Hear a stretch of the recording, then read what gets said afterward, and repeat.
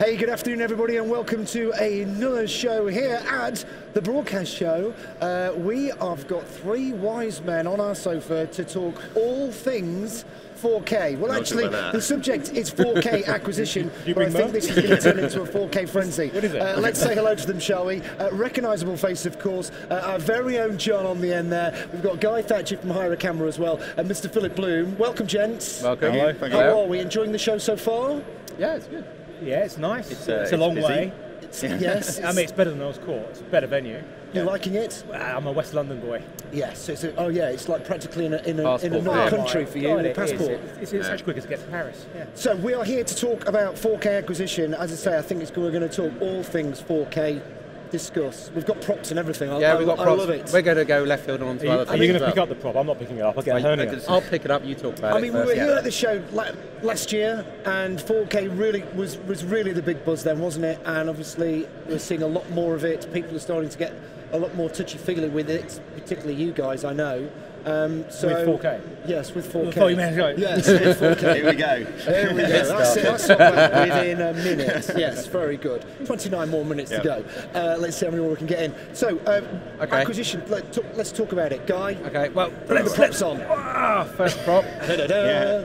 Okay. So, 2 weeks ago, Blackmagic production camera came out, which it's got a 4K label on it, hasn't it, Philip? It's not really 4K. Good start. Good start. Well, in that it's Ultra HD, and there is a difference.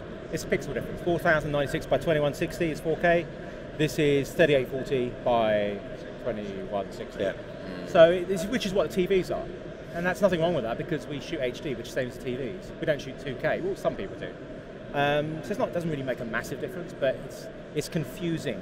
It's not truly 4K. I think that's part of the reason why it's called a production camera rather than a cinema camera. Okay. Cinema camera would be shooting the full 4K. Okay, well, this is all about 4K, so do you want to put that down and we'll talk about something else? Nah. Well, the interesting thing about this is, the fact it is called production camera. I think the worst thing that Blackmagic did is actually put it in the same housing as the cinema camera because everybody got confused right from the start. Okay. The cinema camera, certainly from our customers' point of view, I mean, it's probably the most confusing camera that everybody hired out over the last year because no one really understood what it was about. Our customers certainly look at it from a workflow point of view, and it's not that market at all. It wasn't meant for that kind of market. This is interesting in that the fact that it's about the workflow with this. I mean, we've been playing with it already, and having the 4K in ProRes. I mean, Philip will tell you all about transcoding 1DC footage and how long that takes, even with his super new supercomputer. And the whole point with this is that it is really, really easy to implement in terms of the workflow. Yes, there are disadvantages with it, but from a production basis for our kind of customers, which are the small one-man bands and sort of freelancers, it does make more sense. Yeah, but ProRes is great anyway. I mean, it's RAW. I love RAW. Don't get me wrong, I love RAW. If you've got the time. Well, the only RAW that I found is really easy to work with is R3D, red stuff. Everything else has been a pain because Cinema DNG, most Cinema DNG, and they haven't put it in here yet. I don't quite know how much space it will take up. Yeah. But Cinema DNG 4K, I've been using it on the just announced that they put it into the Odyssey Convergence Line Odyssey 7Q, and I was shooting with it, testing it out, and I was shooting 4K 50p. I was getting 12 minutes to half a terabyte in Cinema DNG. I was compressed. And that's the problem. Not just workflow. It's like I can't even carry that many hard drives. I can't even afford that many SSDs. Yeah. I take 5 hours of media when I go on a shoot, and that's an Aston Martin. There's a panel discussion here at the show. I think a little bit later on today. I was chatting with Larry Jordan earlier about when people should start to take up 4K as far as the small. So that's the answer. For me, not in RAW, in ProRes or XAVC. So I use an F55, and the XAVC codec in 4K is brilliant. The compression is so well done, and it's so easy. It flies with your editing systems. And I like 4K not because anybody's hiring me for 4K productions, because nobody is really hiring for true 4K productions apart from really, really high-end stuff. It's for acquisition. It's the same thing happened when I first got HD. Yeah. I was still doing standard definition, but I was acquiring an HD because it gave me better quality image. And the image out of 4K, when you scale it down, You can use a recorder and get ProRes off it. And I mean, like this one here, this is the Ninja Blade. So this has just been announced, in fact launched at the show yesterday, and it's there to buy now. It's the update from the Ninja 2, but it's got the Samurai screen. Yeah, Samurai Blade, which is so it's a really usable monitor. It's a 1280 720 res, and so you can plug it into a 1DC, record 4K internally, use this as your monitor, record in ProRes, so you've got an HD, and the HD signal from the 4K signal going into this, and the recording is fantastic. It's really, really good. So there's that aspect of it, recording a better quality. But for me, because I do mostly documentaries, and for my interviews in 4K, not so much needed for the rest of it, but for the interviews, it's just a joy. It's simply the fact that the cropping, I can have so many cameras in one. Yes. And yeah, you don't get the change of depth of field or things like that when you put a longer lens on it. But to be able to cut into a tight from a wide whenever I want to, that ability is, for me, what makes 4K absolutely essential for acquisition. And that's just the speed of production for you as well. If you're on a time limit with your interviewee, that's a big thing as well. Well, it's not just it's not having to hire another operator. Yep. And it's also eye line. If you have two cameras, your eye line's going to go off. Yeah. Unless you're going to put them so far close together and so far away, try and keep them narrow. So there's definitely that for sure. And I just love the image. I love the image of 4K, scaled down. Yes, the croppability is great. I don't use it for being lazy in cinematography, for like not getting any tights or wides, but it helps so much. I did a talk in about 4K in Rome at a show last week, and there was these guys who shoot food programs, and they were like, oh, 4K, we don't need 4K. They shoot C100s, they don't need 4K. I said, have you thought about this? And I think they have 4 cameras going. Yep. And it's expensive for operators. I don't want to do people out of jobs, but it makes sense. And I said, if you did that in 4K, you would have your 4 cameras in 2. So I'm thinking for the smaller production companies, for the want of a better term, the one-man banders as well who are out there. Yeah. I'm guessing a lot of those are your kind of clients as well, Guy. They're thinking, oh, well, do you know what? I've got storage issues, the acquisition issues that we're talking about. But then that outweighs the cost, and it's a little bit of a balance. The balance is starting to move now. I mean, at our end of it, at the moment, the 1DCs are really, really popular. As Philip says, the HDMI feed out straight into a Ninja, it's a no-brainer. They've got the best of both worlds there, and actually, it's a stunning image coming out onto the Ninja. And now you've got the Ninja Blade as well. The 1DC hasn't got any waveforms or anything on it. They're on here, so you can actually use, especially with this, you can actually use this as a decent tool with the 1DC anyway. It's a monitor, it's bright enough to be outside, and it's what you need. You need a monitor because it may be a C camera like the C100 and 500, 300, but it's a DSLR. In fact, it doesn't have anything to help you with that camera when you're actually shooting, and it's a wonderful image. But yes, obviously workflow is an issue, storage is an issue. Computers are obviously getting faster. The latest MacBook Pro outputs 4K. Will edit 4K to a degree, but also the new Mac Pros have come out and they fly. And I got one like 3 weeks ago, and 4K now suddenly edits like HD. And before that I was editing proxies. I was converting to proxies, and now I don't have to. And I guess the point is that you are acquiring in 4K, but that's not necessarily your output, because not who's. The only time I output 4K is my own personal projects. Yeah. And that's it. Other than that, it's HD masters to the clients. Excellent. And then we've got a couple of other bits down here. There's, for want of a better term, affordable acquisition as well. I mean, thinking about the GoPro as well. That with 4K this is kind of interesting. I mean, with Philip and I were just talking about it before. The earlier versions of this, the A15 and the AS30. Unfortunately, the AS15 came out virtually almost the same day that GoPro released the Hero the 303, and that was just unfortunate timing, because the reality was that it just couldn't compete at all. Where this is quite interesting is that Sony's kind of gone back to the drawing board, and they've come out with something quite interesting. I mean, for a start, this is actually splash-proof, so you don't actually need the housing, unless you're actually going to be throwing the water. What is splash-proof? Tell me. Well, the idea is you can go. Yeah, exactly. Well, then it depends where you live in England. You can't drop it into the water. I think it's surface waterproof.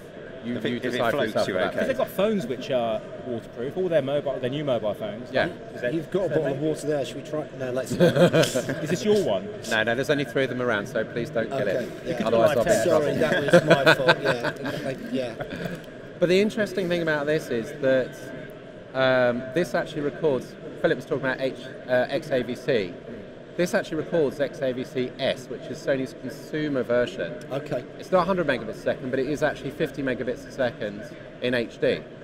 Is it 422? Not sure actually, to be honest. I think it's it's 420. I think it's capable of it, isn't it? I don't know.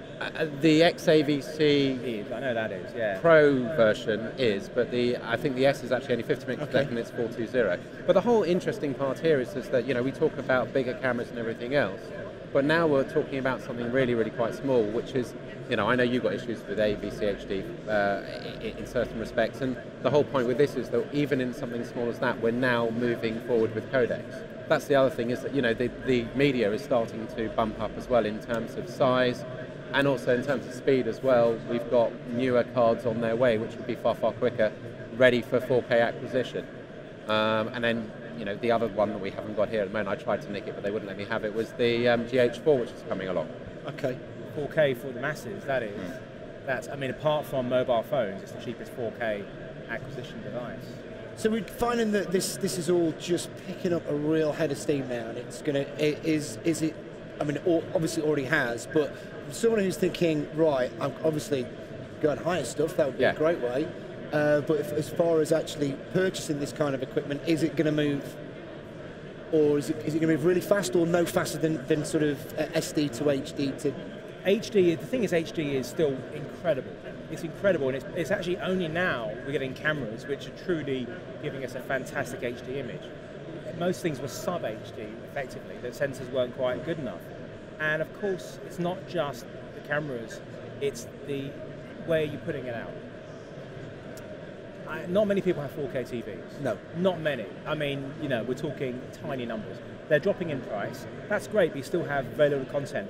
The only thing that's going to come along soonish will be Netflix 4K, and there's only a few things that have been shot 4K, like House of Cards. So the thing is, convincing consumers to buy 4K when there's no real content is a tricky one. It's going to require really good salesmen, and it's also bandwidth as well. It may just not. It's not just our recording bandwidth.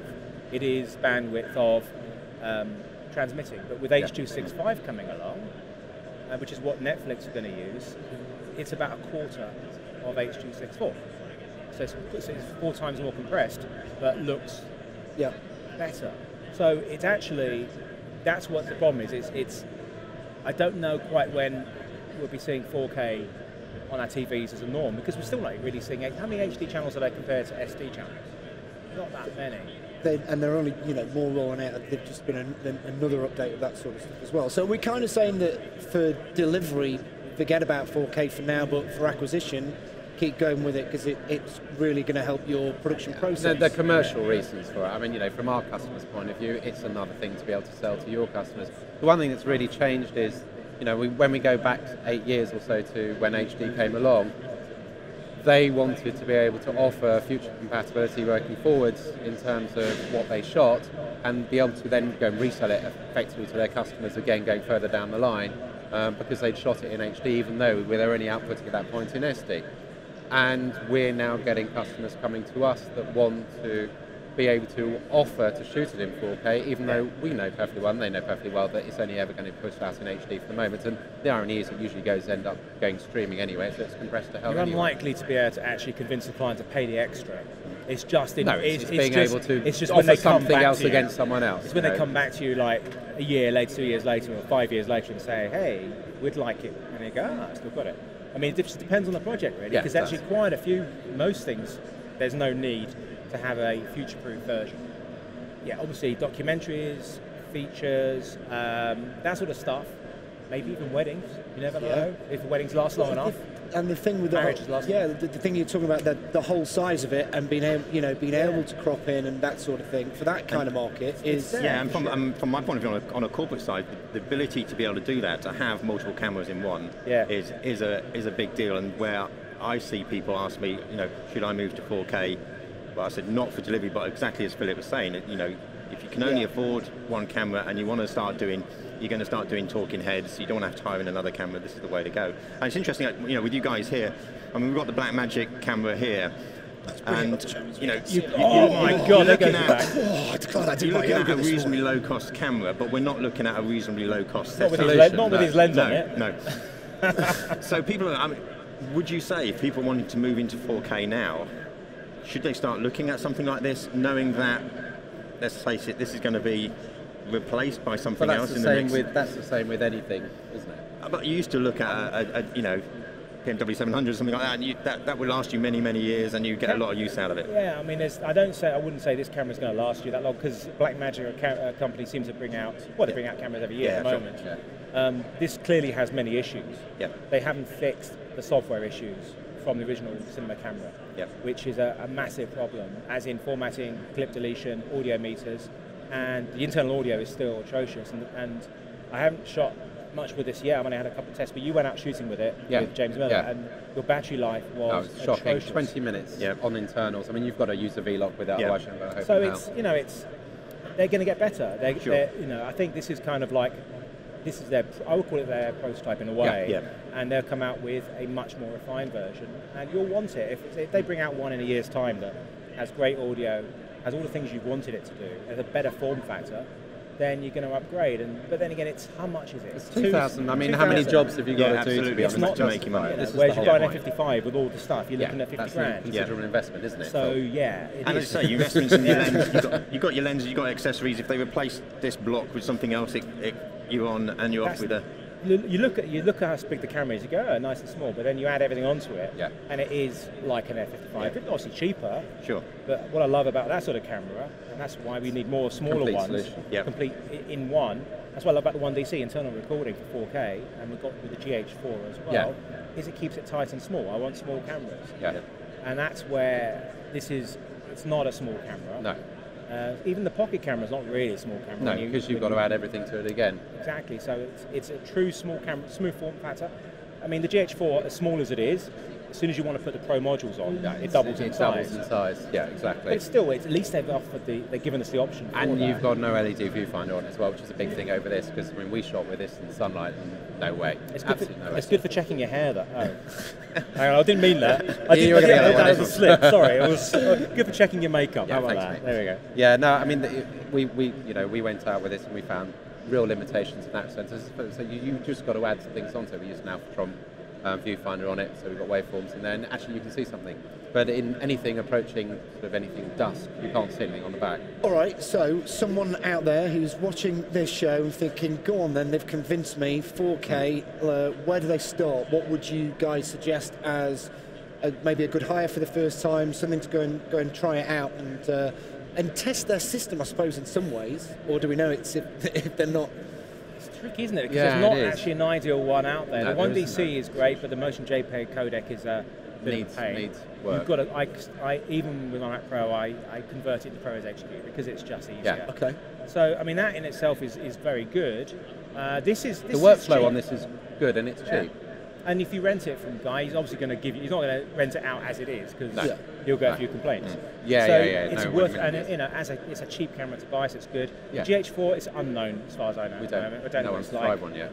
But my major issue with this, of course, is it's a camera that needs lighting for. Yeah. Fine for outside, indoors. Yeah, I mean, to be fair to them, they never made any sort of secret of the fact that it's not very good in low light. 400 ISO and that's it. We're going to see more and more cameras which shoot 4K internal and will be all-in-one type stuff. We've already got Sony brought out their handy cams, which do XAVC, S. Yep, they do indeed. You know, I don't know quite what they're like, but you know, they're happening, and that's almost what you want to try the workflow with. I mean, it's interesting. I had a Sony Z100, which is their sort of, I don't know, NX5 type size, Z5 type size camcorder recently. And we were looking at it, and you know, we're going back to exactly the old thing of the PD170 against a Sony Z1, in that everybody picks it up and they basically felt, well, it's no good in low light. You know, it's a simple fact of physics. You want to put 4 times as many pixels in the same size sensor, even with technology getting better and better, you're going to have to pay the price at some point. But at the moment, you know, with very small sensors, which are HD, The fact is they need light. So if you're expecting to replace your HD version and then go out and do exactly the same thing as you were doing before, it's just not going to happen. It's not always the same case because it's Super 35 and it's still not there. Yeah. I mean, but this has a global shutter. Mustn't forget. Oh yeah. The feature of this is a global shutter, which is a massive thing. So all your price, skewing, that we're sick of with CMOS. CMOS is amazing in certain ways because of low light and everything else. But it's the skewing has driven us nuts. And have a CC, well, it's not CCD, it's CMOS, but with a global shutter. Yeah, it's the global shutter. You suddenly can... Suddenly buses go past like that. You can do tracking shots in the car without having your lamppost like that. Yeah. You can do handheld stuff, action stuff without going... And this is for a £2,000 camera, it's a massive feature. And it's 4K. So get past all the fact that you have to add stuff. It doesn't matter. You want to do that sort of stuff. But the stuff you add, you can use with another one. That's the whole point. That's all reusable. Next step up that does the same thing, 4K global shutter. F55. Yeah. That's a hell of a lot more money. So this is something that you can purchase for a couple of grand. That bit's yours. With DaVinci Resolve with it. Yeah. And then you're off and you can get your bits from the likes of yourself. V-Lock batteries you'll use with that. other things, the lenses, it's the F mount, for goodness sake. So if you use an SLR at the moment, you've probably got loads of EF lenses kicking around. Most people don't have your lenses, Guy. I don't. Well, that's why they can harden. Which is interesting. Talking while we're on the subject of lenses. Oh yes, that's nice. We've got one here. Do we need? Does 4K show up issues in lenses more than the HD would do? It depends how cheap your lens is. Yeah. I use SLR lenses. I use Canon lenses on the Epic. So L glass, for example. So loads of people use L series on the Epic, and it's great. Don't forget, this is designed for very large megapixel sensor cameras anyway. Exactly. I mean, that's the whole point. Is that how many megapixels are people shooting professionally on their Canon cameras with L lenses as a living? And you're talking about 17, 18 megapixels for goodness sake, and then we're sitting here worrying about 8 megapixels. And to show the quality of a lot of SLR glass, I mean, this is a Tokina 11-16, which has been 11 to 16. This has been the go-to wide-angle lens for a number of years, and I've had a Cine modified version from Duclos lenses in LA for ages, and now they've actually made them themselves. And Sigma have gone leaps and bounds with their glass. 1835. They're 1835 f1.8 zoom lens, crop sensor only. I've got that Cine modified as well, and it's SLR glass. Stunning. And they're 35 and they're 50. These lenses, you don't have to necessarily spend a fortune on really high quality SLR glass. That's the nice thing. I mean, it used to be all CP2s really is where it started, and especially if you want zooms, you're talking Cine zooms are expensive. And the nice thing is Samyang when they first came out, and funnily enough, it was Philip that put me onto them. He got them and said, you won't believe actually how good they are for the money. And, we now stock a full range of them, and they're literally constantly out. The nice thing is you either go from sort of this budget all the way up to this budget, and there's something for everybody. You haven't got to go and basically blow the bank to at least pick up something, which is nice. They're nice lenses because they've got, they're smooth irises, they've got built-in gears. For the money, they're very good lenses. Yeah. So I'm thinking, we're talking about the acquisition, talking about moving to 4K. Can we come up with a little bit of maybe a checklist from your experience of working with it, of someone who's going to go out there and, having listened to us today, taken our advice, listened to what you boys have said, and said, go on then, I'm going to go for the 4K. Where do we start? What bumps do we look out for in kind of summary? One thing is that the key thing is going to be money. I'm not talking about just the cost of the camera, the cost of storage, recording media, there's storage as well. Can your computer cope with it? And your time. Time's a biggie. Time, if you don't have a computer that can cope with it that easily, you've got to think about time. So it does make a difference, and certainly storage media, because with file-based media, you're talking, you really should do 3 backups, three copies of everything. And if you're talking massive files, that's a lot of hard drives. So add up, just do the mathematics, write it down, and see, does it make sense to you right now? That's what's going to shock people, is it? Yeah. They're going to go, I've got this drive, and then all of a sudden, no, now there's nothing, no more room. No, I remember when you came out, you first got your hands on the 1DC, and we were sitting there chatting about how many cards and just how much money that would cost to actually cover a whole day's shoot. It's about £7,000 worth of cards. Because you need the top-end SanDisk type cards or Lexars, and they're like 600 quid each, 128 gigs, which gives you 30 minutes. So, I don't offload media during the day. It just is going to cause you issues. You're going to screw up. Unless you've got a DIT, you're going to screw up. And therefore, you need to have enough cards. Yeah. And that's a lot of money. and I bought cheap cards, and what's happened to them? Most of them are screwed up. They're unbranded ones. So. Yeah, and one thing actually just to point out on the Black Magic is if people are looking at buying it, for goodness sakes, do pay an awful lot of attention to what SSDs people are using. I mean, we've had problems, even with certain SanDisk models, we've had problems with dropping frames. These smaller capacity ones, for some reason the Blackmagic doesn't always like them, and it's really, really worth doing your research. I mean, we actually just use the 480 gig Extreme 2s and Extremes in them. We've never had one problem, but the reality is, as Philip was saying, they're not cheap. Those are 350, 400 pound cards. But all I would say is please don't think that you can get away with using a cheap SSD, because it's just not worth it. Blackmagic have a list on there. I mean, they did for the original. They do. So they do. Check their website for a list of recommended cards. We're just going to wrap things up here, but in a way of saying, where should people go and look at the show? Obviously, come and see which stand are you on? There. E50. They're over there at home. I know you're there. Oh, it's E50. I can even. We've been waving to each other all morning. Hyra cameras on E50. Have you had time to look around this morning? Yeah. I would definitely go. If you want to look at loads of different cameras in one go, you go to CVP, which is a massive stand, and they pretty much have everything. I think there, apart from the GH4. So if you want GH4, you go to Panasonic. Go check out Atomus's. Ninja Blade. I was going to say, let's quickly review, shall we, what we've had a look on the show today. Come on, someone pick the big one up again. Excellent. Can I pick up this? Yeah, there we go. So we've had a little look at the Sony camera, which you can see on the Hyra camera stand. Of course, Blackmagic here with that camera as well on their stand. The lens, is that on yours? No, that's floating around, I think actually on production gears at the moment. Right, that's where Samyang are at the moment. And of course, we've got the brand new Ninja Blade, which is remarkable, 575 of your English or Great British pounds. And it's available to half. We've already ordered loads. You've got these on there as well. Excellent, comes in the box. It's a BVE discount. It's fantastic. A TV Bay discount. Gentlemen, the three wise men of the broadcast show, thank you very much indeed for joining us. I didn't bring Myrrh, just to let you know, I didn't bring the Myrrh. What, no gifts at all? No, I bought a frankincense. I'll tell you what, Jeremy's disappeared and he's left the box, and I'm just going to put those behind. I'll take this then. I'll take this. Thank you, gentlemen. Coming up next, we've got Training for the Future with ITTP. That's at 2 o'clock here. Thank you to the boys. Oh, by the way, if there's something that we haven't covered that's here at the show that you want us to, Johnny's going to roam around. He'll go wherever you want to. Tweet us at Broadcast Show. Make sure you use the hashtag BVE14. BVE14. Forget the 20. They don't have that on the official hashtag, apparently. Thanks for joining us. We'll be back at 2 o'clock. We'll see you later.